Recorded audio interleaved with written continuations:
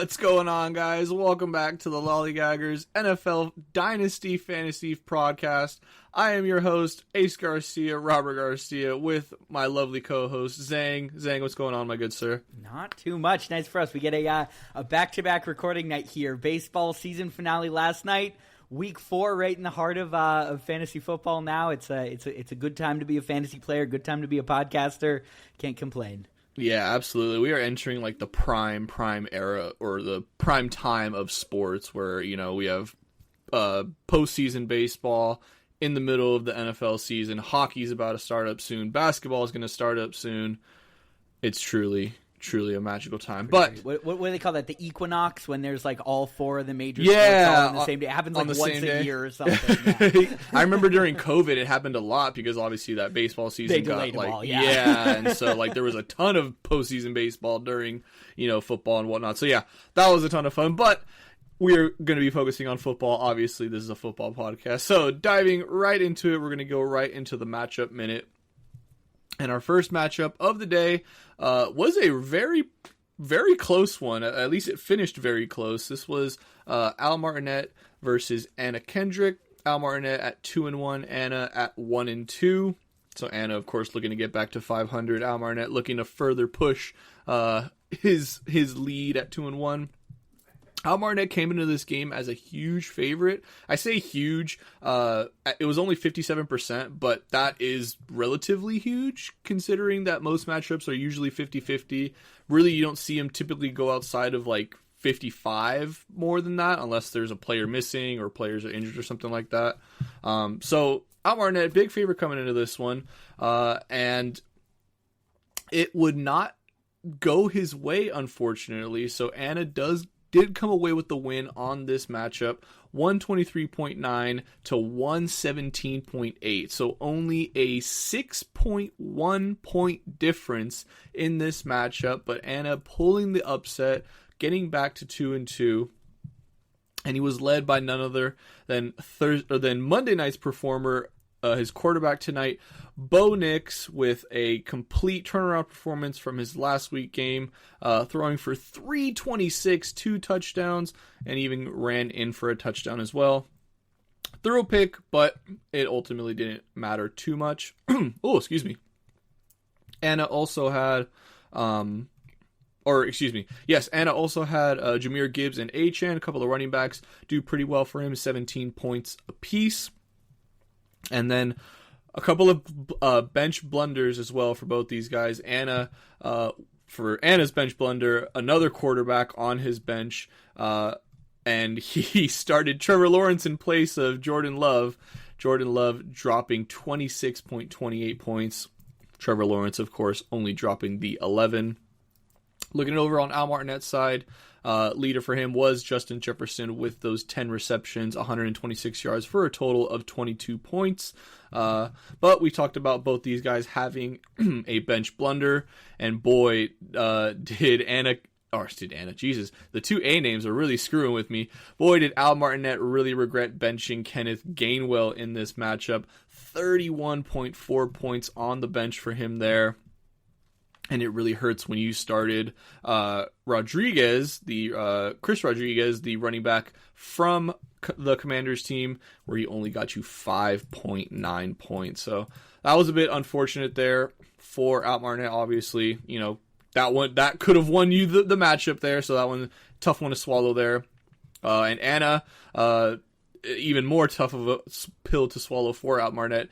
Anna securing a win, scoring the fewest points this week in a win, only putting up 123.9. Excuse me. Oh my God, I lost myself there. All good. Anna did a little bit of a Neo from the Matrix move in a number of ways this week. This, of course, is a matchup where he famously didn't start a flex player. Just forgot to put one in. Still won the matchup. Didn't start the quarterback he just traded for, who well outscored his super flex. Still won the matchup. Obviously huge points on Al Martinet's bench with, 31.4 points. Still won the matchup. He did have the fewest points to win. That was in part due to going up against the lowest scorer for the week, Al Martinet. So Anna definitely got some gifts from the fantasy gods in this matchup, and sometimes that's all it takes is to get a little bit lucky. And I certainly, for Anna's sake, I'm glad he won't have to kick himself over forgetting to start a flex player when he misses out on the playoffs by a game or something, and that would have been the difference. So yeah, this it's nice that he won't have to think about that down the road. 100%. This would have been a heartbreak to bench Jordan Love after trading for him, and he puts up that kind of performance and you lose. So yeah, Anna, definitely solid win there to get back to 500. Al Martinet falling to 500. So these guys even themselves up. And of course, like I mentioned, fewest points in a win for Anna Kendrick. It typically will mean you're the lowest scorer, and Al Martinet was the lowest scorer this week at 117.8. Not an incredibly low score. 117 is not horribly bad. But in a week, this was a very high scoring week across the league. Just wait for matchup 5, folks. That's yeah, we'll get there. My God. That was. Jesus, man, I'm really in the basement now, aren't I? You're 4. Don't worry. There was one that was even bigger. Oh, Jesus. All right, on to the next matchup, and what was an even closer matchup. If you thought 6.1 point difference was close, get ready for this one, because we have JMC versus Bose, and man, JMC in a heartbreaking loss coming into Thursday Night Football. Bose was set at 136.5. He could not get any more points. And JMC had Broncos tight end Evan Ingram. And all Ingram needed to do was get 7 points. I take that back. 7.5 points. That's all he needed. He got 6.9. JMC drops to Bose 136.14 to 136.5. That is absolutely brutal. And of course, getting into the matchups now, JMC, I'll go with the winner, of course. Bose leading this matchup with James Cook and Marvin Harrison. James Cook dropping 22.5 on 22 carries, 117 yards, even added on 3 receptions for 18 yards. Marvin Harrison, kind of a weird game for him. Started off with a couple of drops. It was looking really bad for Marvin Harrison there for a minute. The Cardinals do unfortunately lose the game, but he had a bit of a resurgence there at the end of the game. That touchdown grab was a thing of beauty. He finishes the day with 6 receptions, 66 yards, and a touchdown for a total of 18.6 points. And obviously, just that, you kind of were shocked to see that the struggles from him. He has the pedigree, the draft positioning, the talent, the showcase in college. So hopefully that's a good sign of things to come for Marvin Harrison Jr. I think the Cardinals were definitely expecting big things from him when they took him that high. And also dropping 18 points apiece as well for Bose. Some kicker love for Matt Gay, dropping 18 points even with 4 field goals, going 4 for 4 and 2 field goals, 50 plus or 50 yards. Or I'm sorry, I take that back. Okay, I see it now. That the way they label that is very confusing. He had 3 field goals between 40 and 49 yards and 1 field goal of 50 plus with an extra point. Kyler Murray as well, dropping 18.10 points, 200 yards passing, 2 touchdowns. Had the 2 picks, could have been a lot better, and the 5 carries for 41 yards, but that is Murray. You kind of expect that with him. Over on JMC's side, Josh Allen, shocker, leading the way for his team. Once again, 25.86 points. Detroit's defense also having a huge day against Cleveland, 20 points, 2 interceptions, only 10 points allowed, 3 sacks, a forced fumble, the fumble recovery, of course, with the touchdown.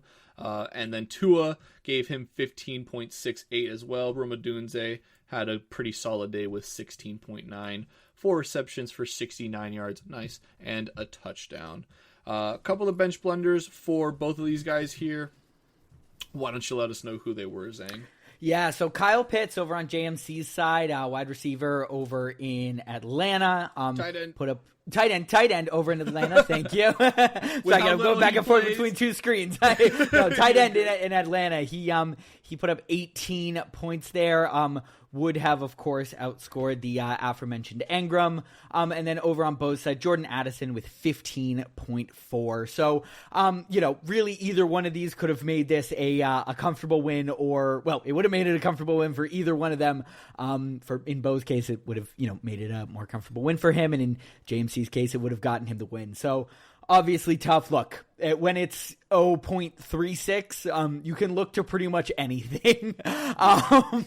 And that's just the way it is with these super tight losses. At least it didn't happen, getting you bumped in the semifinals like it did for Hideki a couple weeks ago. But had yeah, to open that wound up again. Huh? Sorry, yeah, he doesn't listen to the football podcast as far as we know. Okay, so, right, unless somebody snitches on me, that little somebody's gonna tag him in the Discord after this one. Gut punch. Yeah, check out the episode. Listen to what Zang said. But brutal loss. And yeah, JMC, of course, now dropping down to 500, with Bo's kind of moving up into that upper tier of 3-1 with a lot of the other leading teams now. So, this was obviously an interesting matchup with both of these teams tied in record. Those are always so interesting because it really does jostle around the standings quite a bit.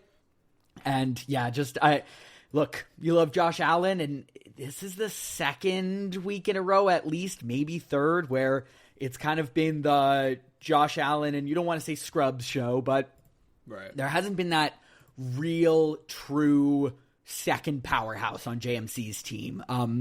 And I think, of course, you can always count on those points from Allen. He's phenomenal, but I think if we are going to see JMC really pick things up and, become like a legit contender, I think he's going to need that true kind of number 2 scorer, that other guy you can always count on to put up 20 plus, or, on a bad week, he has 18. I think he's kind of missing that guy right now.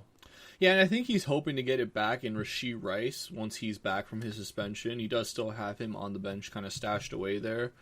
So I think he's really hoping, that Chiefs offense, once Xavier Worthy came back this week, looks a lot more explosive. Now, the Ravens defense is definitely something or is nothing to write home about, I should say.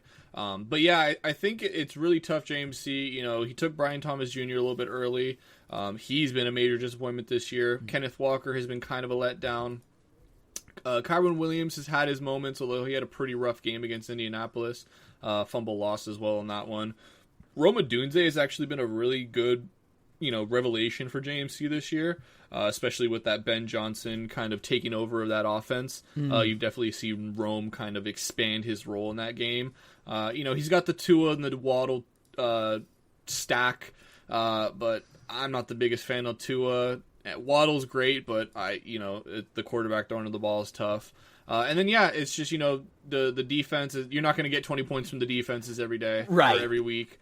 That's a little bit volatile. But I think he has the talent to certainly get some, and it's just a matter of which one of those guys is gonna, grab the mantle of, my second consistent scorer. Yeah, you make a good point about the about Rome, who had 15, 31, 15, and 16. So, if I think he's your third guy, you're feeling awesome. Like he's, sort of sitting there at that kind of 15 number. He'll explode for a little bit more some weeks. And you do make a good point. He's got a little bit of a sleeping giant there with Rashee Rice. And I think he comes back week 7. Yes. So a couple more weeks before he's back, but that's definitely something to keep an eye out for. Actually, speaking of JMC, we saw what a turnaround his baseball team had when Acuna came back. And, that spark that a real, star player can have coming back in when you kind of drafted them, mid-late rounds, so you got him a little bit later. And, that's definitely something to keep an eye out for there. Yeah, absolutely. So definitely, going to keep an eye on JMC. Tough loss this week to fall to 2-2. Bo's rising to 3-1. But I think JMC will certainly be just fine.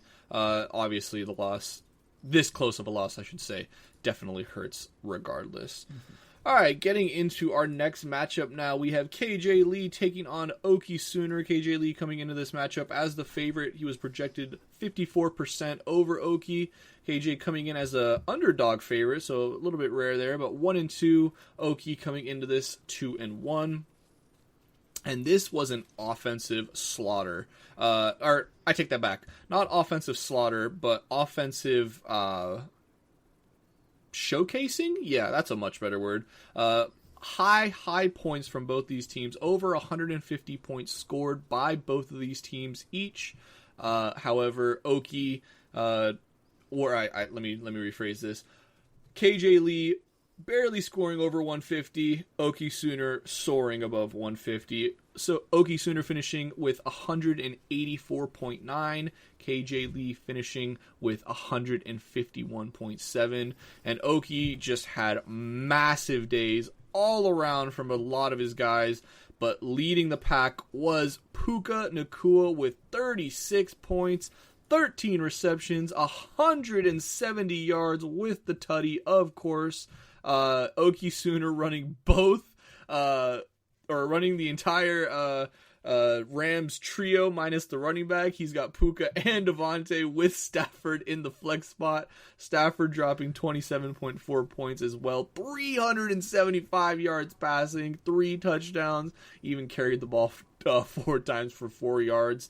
And rookie sensation so far, Omarion Hampton, although in a losing effort, fantasy doesn't care about that. 12 carries, 128 yards, 1 touchdown, caught all 5 of his targets for 37 yards as well for 27.5 points.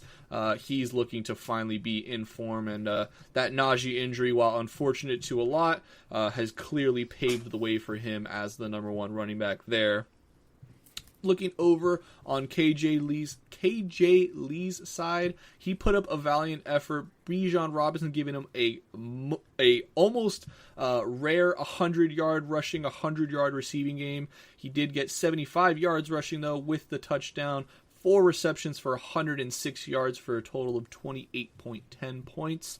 DK Metcalf had a ridiculous first half of that Ireland game. 5 receptions for 126 yards and a touchdown. Basically, almost all of that came in the first half, and he was pretty quiet that second half. So what could have been a huge performance for DK, unfortunately, he kind of falls a little bit short to close out that game.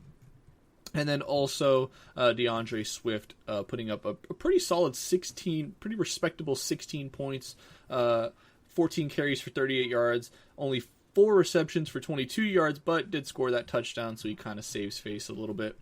And yeah, I mean, it was just unfortunately, there's just not much you can do when you're getting 184 put up against you. Yeah. I mean, 36. I mean, this is essentially for Oki, if the Rams pop off, because he also has the Rams defense, funny enough. If the Rams pop off, Oki will pop off. Obviously it wasn't just the Rams. He had a lot of other talent this week. I mean, Carson Wentz, for what it's worth, didn't mention him, but he did have 350 passing, 2 tutties, a 2-point conversion. Did have 2 picks, but 23.2 points is not anything, sad. You definitely take that from your quarterback each week. Absolutely, yeah. And in terms of their bench blunders there, I mean, for KJ, just 11.1s on what is this, Tyler Aguilar? Algier, there's Algier, pardon me. So, those 11 points probably not making up too much of a difference there, but the theme continues on Oki's side where he just has a little bit of a surplus of wide receivers. Deebo Samuel and Marcus Mims putting up 20.1 and 18.3 points respectively. Actually, given how well his team did, he only could have started one of those and outscored his total score. But, an 18 and a 20 left on the bench is a lot of points. And so far, I keep saying I feel like it's going to come back to bite it. He's been doing a great job managing it. But it's definitely a theme that I am keeping an eye on, that sort of surplus of wide receiver talent that he's got. And, clearly it seems to be working out for him, sitting at 3-1 now and, scoring over 180 this week. So could have been worse for KJ. And he'll be looking to bounce back next week again. Just a tough loss. Score 151 and lose. Yeah, it's rough. I have no idea what scoring over 150 and losing feels like. Zang, can't speak from any personal experience whatsoever. But yeah, just wait till the last matchup. We'll get down there. Yeah, the 1-2 did not go as seeded, you might say. Oh man. But yeah, KJ, I think.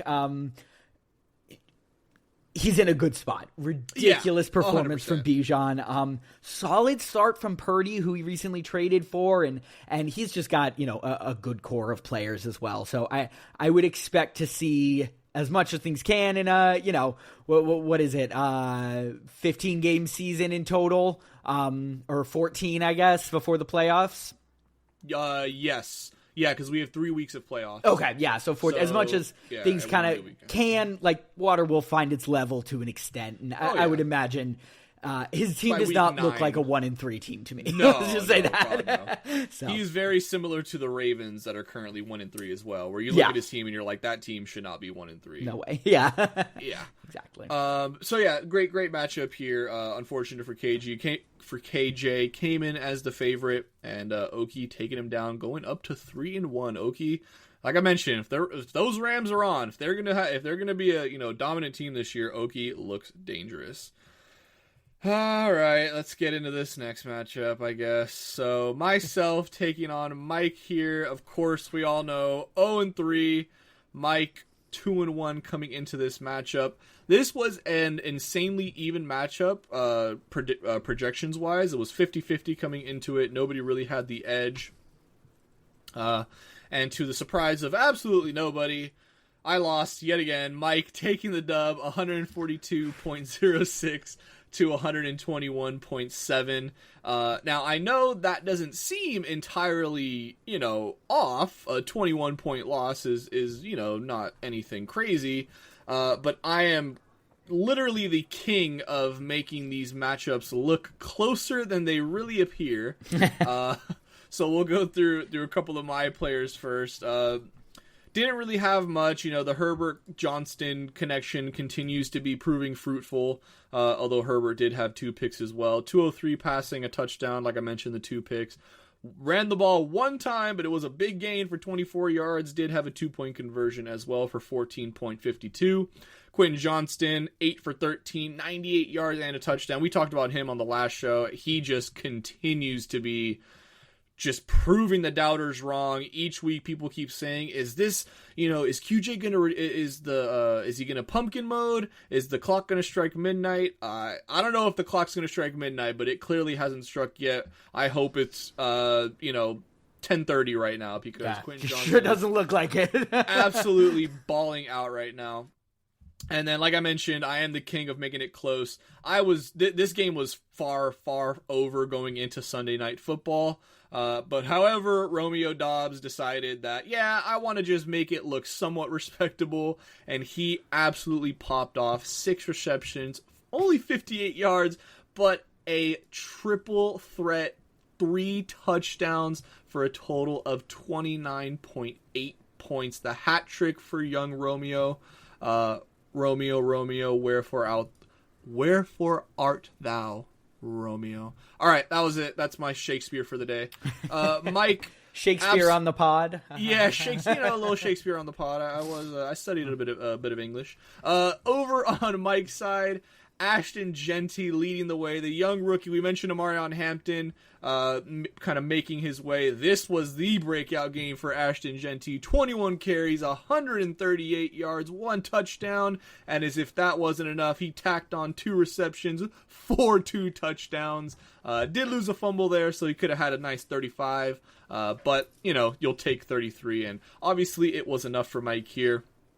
Getting some more love from the running backs. Travis Etienne also had a very, very solid game. 124 yards on the ground, a touchdown as well. And then the Seahawks defense, Sam Darnold and the Seahawks defense. A couple of Seahawks players, hometown boys for Mike, putting up some solid numbers for him as well. The Seahawks defense, 2 picks, 20 points allowed. They were doing a lot better, but the Cardinals kind of clawed their way back into that game to knock down that point total a little bit. But anytime you can go over 10 or stay at 10 as a defense, you'll take that 100% of the time. And Darnold, like I mentioned, solid game, 242 yards passing with the touchdown. And similar to Herbert, kind of shocking, only had one carry for 24 yards even as well. So that's a little bit of a simulation, if I do say so myself. Yeah, it does. Speaking of kind of what we talked about earlier in terms of JMC with players returning, Xavier Worthy made his way back this week after, I believe, injuring himself early in week 1. And put up a pretty nice performance, 17.1. Unfortunately, it was on Mike's bench as his top bench blunder. For Ace, it was the Eagles defense who scored 16 points. Pat's defense was started, and they did tally up 12 against that Carolina. I guess you could call them a team, but I was going to say, if you were really say stretching the definition of offense, but yeah, so nothing too groundbreaking in terms of the bench blunders here. And Mike at 3-1, near the top of the league now with that kind of top group. And Ace, of course, as you said, now Mr. 0-4, our, say it with me, resident basement dweller. Yeah. Man, if fucking Burrow doesn't get hurt, man, that's so brutal. You would be in so much better of a position if it weren't for Burrow. God. Because I can't even start T anymore. I had T. Higgins on the bench. Ladies and gentlemen, that is where we're at this point. We are week 4 in the season, and I am benching T because he has no Burrow. It is a sad, sad world we live in. All right, let's get the hell off that matchup. On to the next one, our second to last matchup of the day. My fellow basement dweller coming into this week, Rangers taking on Flaming. Rangers, of course, 0-3 coming into this matchup. Flaming 1-2. Flaming was the favorite coming into their matchup, 52% over Rangers.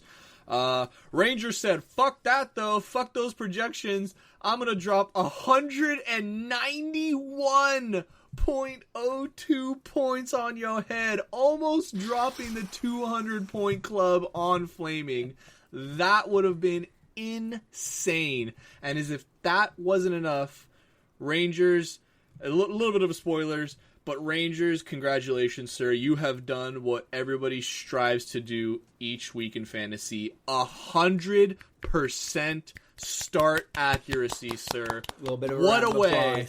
What a way to get out of the basement. No bench blunders for you, my friend. No bench blunders on your end, my good sir. What a start. So let's go into it. Let's look at all the guys that got him this momentous, dominant dub, starting with none other than the two-time MVP, 3-time Super Bowl champ, Patrick Mahomes, looking like them old selves the Chiefs were, 270 yards passing, 4 tutties, 4 carries for 5 yards as well.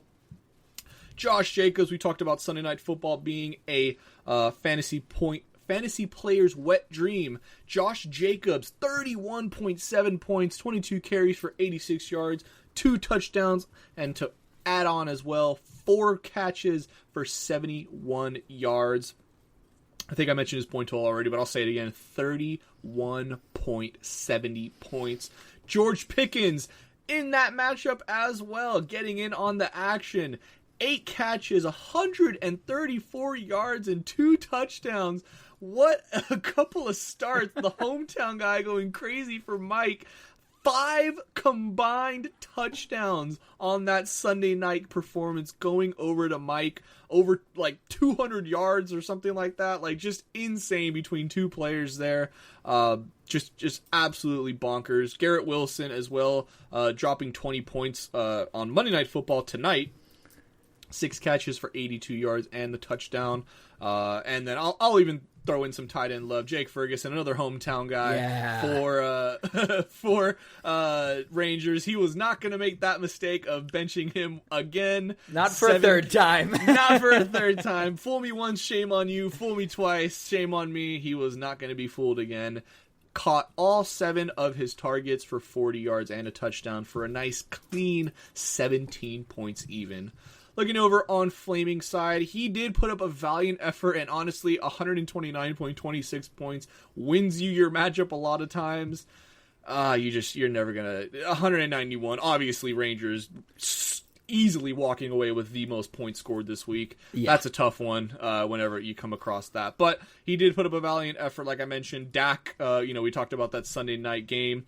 Dak, one of the conductors there, 31 of 40, 319, 3 touchdowns, even ran in a touchdown himself for 30.96 points. Bucky Irving as well, contributing 25.50 points of his own on 15 carries, 63 yards rushing. But these receptions, man, and I'm telling you, this is where these running backs come in huge, is in that passing game. 5 for 5 on his catches, 102 yards and a catch and a receiving touchdown. Did fumble the ball once, but I mean, man, putting up wide receiver numbers as a running back, Bucky, what the hell?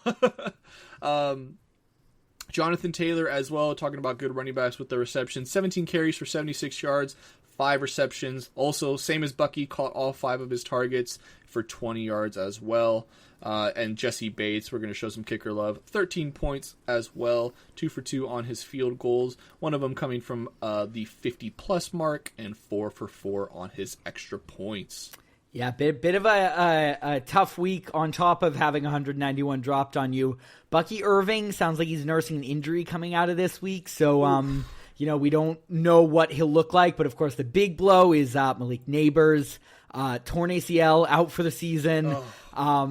Just a brutal blow. He had been inconsistent, but obviously 2 weeks ago, in week 2, we saw the highs when he put up 37.7. We know what he can be, and with Jackson Dart coming in, it was starting to feel like they, he might have been becoming a bit more valuable. So that is just a brutal injury luck there for Flaming Prius, and tough, but hopefully, he can get some of his other wide receivers step up. His the top scorer on the bench was Tyquan Thornton, wide receiver. So, at least that was the case. Although with just 8.1, I don't think that was the squeaky wheel preventing him from winning this matchup, I have to say. Yeah, no, definitely, there was nothing he was going to be able to do in this one. 8 points was not going to make a difference. It's just like you mentioned, a brutal injury. Obviously, that happened in the game, my game, the Chargers-Giants game. And with, Malik Neighbors being Flaming's second overall pick, his, in the 5th overall pick in the second round, that is a tough injury. Hopefully, like you mentioned, some of these guys, he does have Jameson Williams on his bench in that high-flying offense. It could definitely get some play there. It does also have Wan'Dale Robinson, kind of a more of an player. Yeah. But does have Chase as well, which, with the Burrow injury, it's kind of tough there. But Flaming, I believe in him. Does fall to 1-3 here. Rangers goes up to 1-3, so evening themselves up here. Still very early in the season. A lot can happen, but yeah, tough one there for Prius. And now on to our last matchup of the week. We had the King, 3-0 Zangarang, facing off against Sammy Yanks, 2-1. This was easily the most high-profile matchup of the week. The only other matchup besides JMC versus Bose were both participants coming into this were both over 500. JMC and Bose both 2-1. You, of course, 3-0, and Sammy 2-1 coming into this matchup. Sammy, we talked about a massive favorite over in the Al Martinet Anna Kendrick game at 57%. Sammy blew that out of the water. 61% favorite coming into this matchup. I'm not sure if that was due to some injuries, due to some guys not being on the roster at the given time, but 61% is crazy. Yeah, it wasn't. I had the whole lineup set for the week. Damn. So that, yeah. All right, well, you heard it here, folks. You heard it here first, ladies and gentlemen. 61%. God damn. It's crazy, yeah. That's crazy. All right, let's get into it. Oh my God, I'm losing my mind here. Sammy, Jesus Christ, coming away with the win here, dethroning Zang. No more undefeated players in this league after week 4. Everybody has at least one loss. That is pretty awesome, actually. I think that just goes to show how competitive this league is early on. I wish I could say the same, that everybody had a win. But either way, still a very ultra competitive league to start, and you absolutely love to see that, even with given all the injuries and whatnot. So let's take a look over at Sammy's winning team and what got him there. Leading the way, none other than Christian McCaffrey. Not putting up, again, man, the tale of this week is the receiving game for these running backs, because McCaffrey, 17 carries for 49 yards. You look at that, you're like, God, he had an awful game. No, he didn't. 6 receptions for 92 yards and a touchdown to drop 26.10 points. He was targeted 11 times, y'all. 11 times as a running back. That is absolutely bonkers. Drake London putting up another massive, or not another massive performance, putting up his first massive performance of the season. 8 catches on 10 targets, 110 yards, and 1 touchdown. A very nice, clean, even 25 points. Emeka Egbuka, Jesus Christ, why did I keep wanting to say E? Emeka Egbuka continues to be absolutely torching this league. 1 carry for no yards. Don't know why he even got a carry. But this is just crazy. This is goes to show, one, Mike Evans is injured, so obviously, they're going to target Egbuka. But this just goes to show how much trust Baker already has in the kid. He targeted him 10 times this match. He only caught 4 of them, but still 101 yards and 1 touchdown on those 4 catches. I believe Quinyon Mitchell was on Egbuka. Him for most of the game, the lockdown Eagles corner, and for the most part he really was shutting him down. I think Egbuka broke free on 1 big pass that pretty much got most of his yards and the touchdown there. But fantasy doesn't care. You just care about how you got the points. Or all it cares about that you got the points, not about how you got them. And speaking of the Eagles, Barkley also putting up a solid stat line, 17.4 points on 43 yards. 1 touchdown, and another 4 for 4 on the reception gain, and 31 yards there. Looking over on Zang's side of the ball, hometown kid Drake May leading the way with 23.22 points. Quinshon Judkins, the rookie running back for the Browns, continues to impress with 21.5, 82 yards there with a touchdown, caught all 4 of his targets for 33 yards. The Sun God, Amon-Ra St. Brown, 7 for 7, 70 yards, 2 tutties for a clean 26 points. Absolutely love to see that. The Lions, after a shaky start to the season to the divisional rival Packers, they look to be absolutely rolling following that.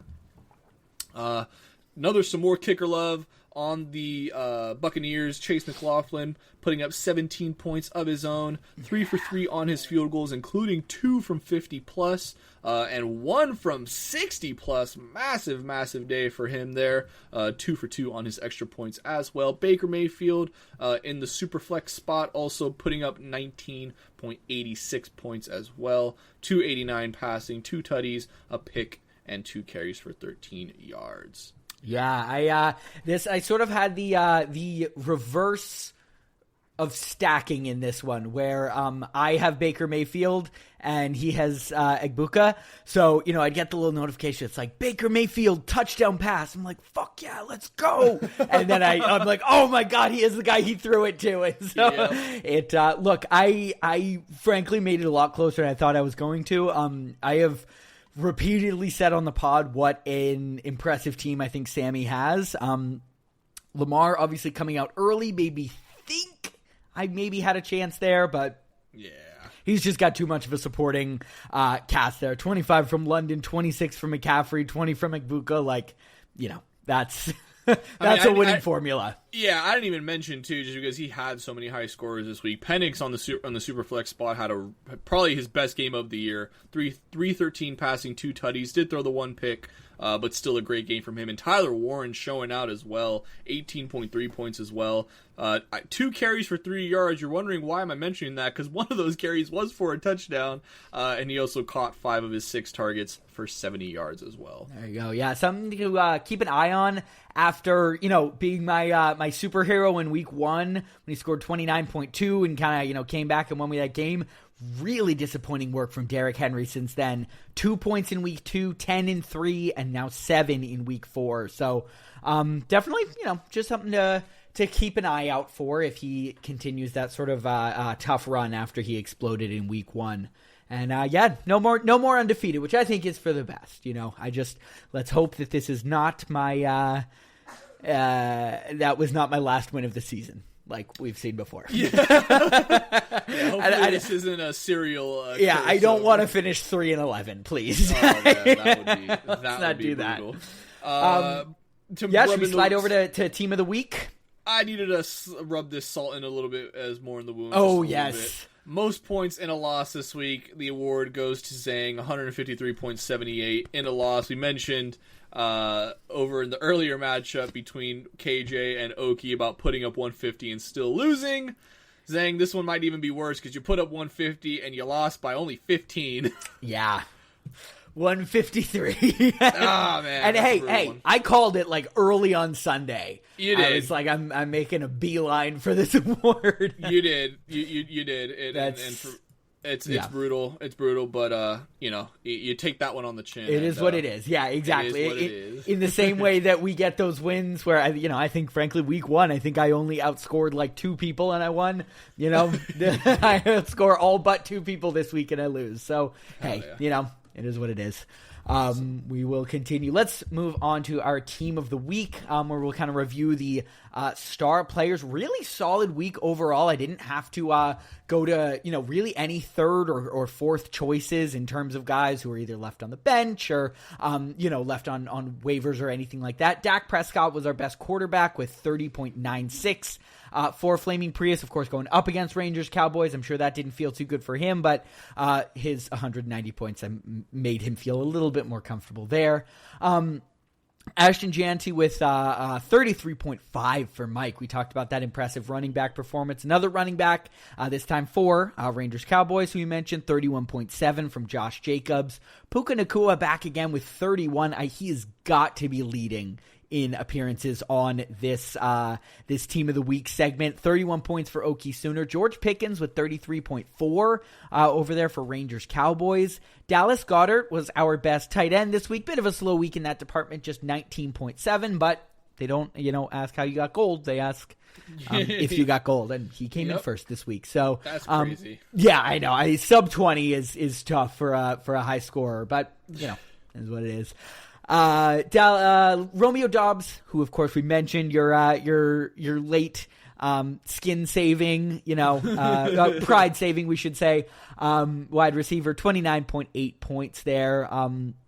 In the super flex spot, actually Bijan would have been our best. He well outscored the next highest scoring quarterback with 28.1. Obviously, you mentioned that 100-100 game. That's hard to top there. For the kicker, Matt Gay for Bose with his 18 points. And on defense with 20 points, we did have JMC's Detroit Lions racking up our high scoring points. That's our team of the week. Nice. Let's get into the wasted waivers here now. Now, you already mentioned one of them, but the tight end, number 3 wasted waiver of the week. Nobody saw this one coming. Monday Night Football stud Darren Waller putting up 17.7 points with his 2 touchdown catches on the day. Obviously, that's just absolutely wild. Nobody, like I said, nobody expecting Waller to, put up those kinds of numbers, especially, on such short notice. But, I mean, hey, they targeted him 4 times. He caught 3 of them. He was the 4th highest scoring tight end this week. So, take that for what it's worth. This is yeah, exactly. No, I would say this is a bit of a warming Bernabel situation. Yeah. Someone who showed up on our wasted waivers and we kind of said, look, pick him up at your own risk. This is... I will say this: if you're truly, truly desperate for a tight end, depending on the Miami matchup, he could prove fruitful. But he should, in no way, shape, or regard, be somebody that you rely on heavily, to say the least. I wouldn't rush to waivers for this guy. Yeah. No, I wouldn't use your first overall waiver claim on him. No. Moving on to the second wasted waiver of the week, showing a little bit of kicker love, Cairo Santos putting up 19 points on the week, went 4 for 4 on his field goal attempts, and made his one lone extra point attempt in the 25-24 win over the Raiders. If you're looking for a kicker, I mean, he hasn't been putting up 19 every week, but he could be, the start of something good for him there. Put up 6 points week 1, only 3 week 2 against Detroit. Did put up 7 week 3 against Dallas, and of course the big pop off for 19 in week 4. And the big one, the biggest wasted waiver of the week came, and it was a Ravens running back, as crazy as that sounds, Justice Hill, putting up 28.7 points on the week. We want to talk about that Darren Waller was the 4th rated tight end this week. Justice Hill was the 4th graded running back this week. 3 carries for 76 yards and a touchdown, adding on 5 receptions for 41 yards and a receiving touchdown to boot. So obviously, this is as bout of, we were talking about Darren Waller being picking up at your own risk. This is picking up at your own risk by far. Obviously, we don't have to mention Derrick Henry already being in that running back room. I expect them to pick it up and Henry to pick it up very quickly. This will be nothing more than an anomaly for Justice Hill. Before this, he had negative 0.10 points in week 1, 5.5 points week 2, 7.5 points week 3. So, this is definitely just one of those, hey, if you would have had him, good for you. If you didn't, tough. You probably missed out on their biggest points of the year. This to me is one of those where you're looking for somebody and you sort by like total points. You're like, oh wow, Justice Hill is near the top, and then it's the 28, and then like a 4, yep, a 6, a 2, a 4, so a negative 0.10. Yep. I mean, dude, he had 2 attempts for negative 14 yards in week 1, y'all. Yeah, he had negative 7 yards per carry. That is that is just not okay. Would not recommend. Interestingly enough, our first week where we didn't actually have a quarterback on this list, running back, kicker, and then tight end there. So interesting to see the non-QB positions getting their getting their love in this segment.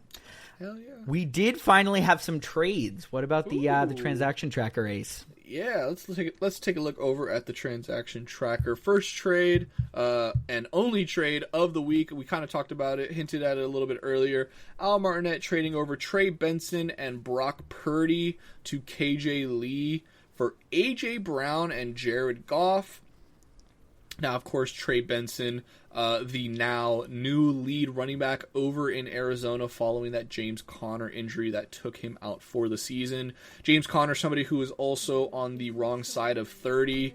Somebody that, although he's been a very serviceable running back for the Cardinals, and I'd argue he's been a pretty damn good running back for the Cardinals. That kind of injury, and it was a really bad one, did have to get carted off. Prayers up to him for sure for a speedy recovery. But at that age, when you get, taking that kind of injury, it's really tough to kind of bounce back after that. And Trey Benson was, kind of already seemingly looking to kind of take on more of a role this season. That role will even be more expanded than anybody thought following that injury. So Al Martinet trying to get high trade value for it while he can, packaging him with Brock Purdy, who is, of course, injured, but looking to come back this following week. And he sends him over to KJ for a struggling AJ Brown, who has kind of voiced his concerns on social media, kind of saying I will just kind of hang my head in silence and let, whatever happens. And Jared Goff, a very solid option there. By the way, my mistake. There was 2 trades this week. First, we did have 2 trades, yeah. My mistake. But either way, yeah, Jared Goff going over back to Al Martinet. Solid option there. It's an interesting one. I think Purdy is probably the better dynasty quarterback than Goff, just given his age. Right.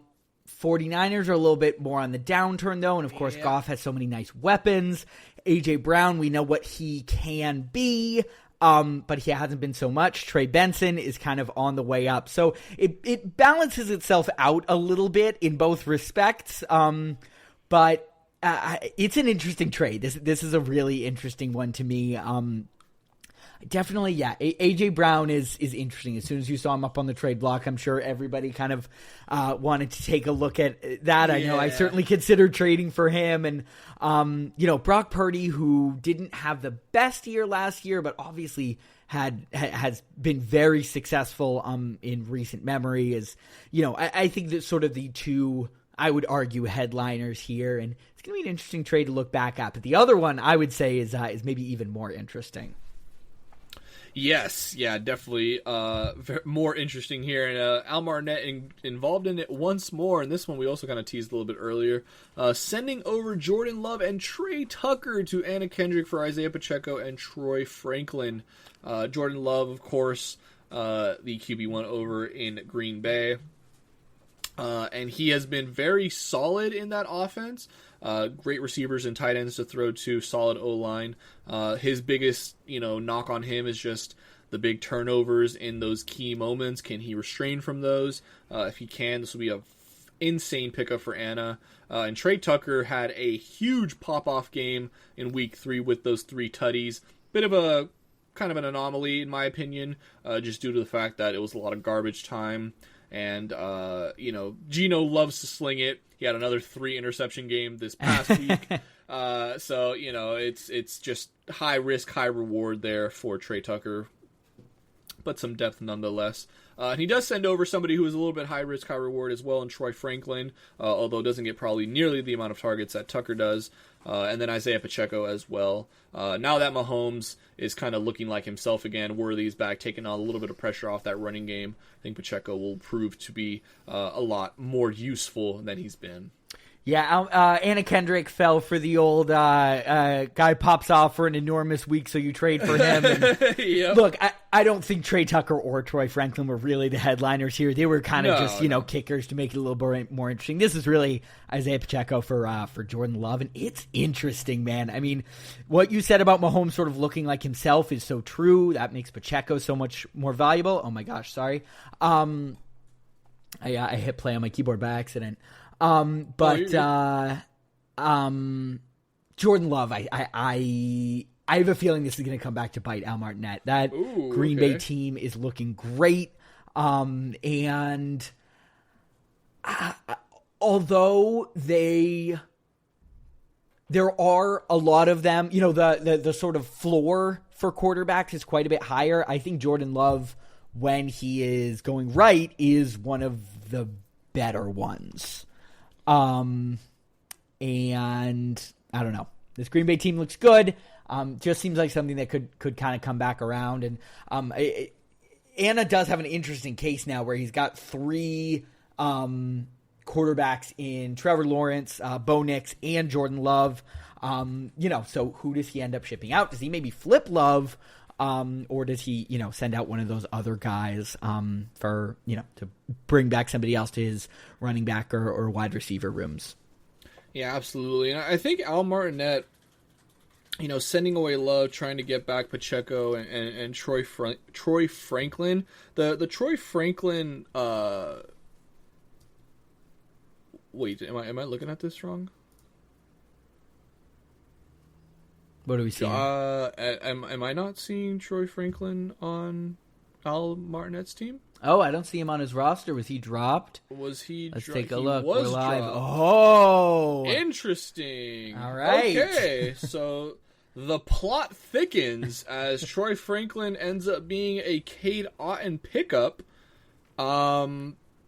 Not quite sure what happened there, but yeah. So this ends up being a Jordan Love and Trey Tucker for Isaiah Pacheco trade. Interesting.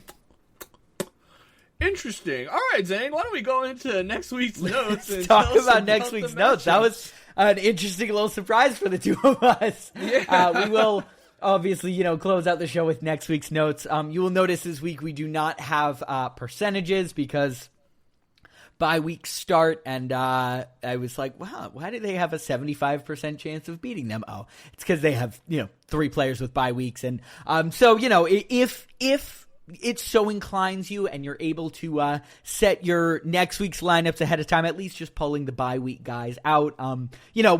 We'll go case by case with these. There's somewhere I'm like, oh yeah, that's probably the projection. There's somewhere not so much. But our first matchup is Mike versus Okie Sooner. Both teams at 3-1, jostling for position at the top of that table. Ace Garcia versus KJ Lee is our second matchup. Couple of guys with tough starts to the season. Ace at 0-4 and KJ at 1-3, both looking to kind of boost themselves back up and start working their way back up the table. Sammy Yanks versus Rangers Cowboys have inverted records at 3-1 and 1-3 respectively. Zang versus Flaming Prius is another one of those 3-1 versus 1-3 matchups. At number 5, we have Al Martinet sitting at 500 at 2-2, going up against Bose, who is in that group of 3-1. JMC, also at 2-2, will be facing off against Anna Kendrick, who is also 2-2. So that, I mentioned how much I love when we see teams go up against somebody with the same record as them. That's obviously exciting, and we were looking forward to, seeing how that all goes down.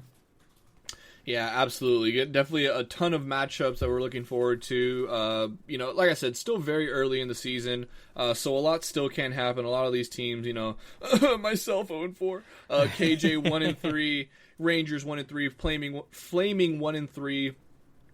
It's definitely not over for us yet. There's still a lot of time, a lot of ground to make up. So very excited to see what the season has in store for us. And like Zang mentioned, we will see you guys here next week for week 5 edition of the podcast. Thank you guys so much as well for tuning in, listening in.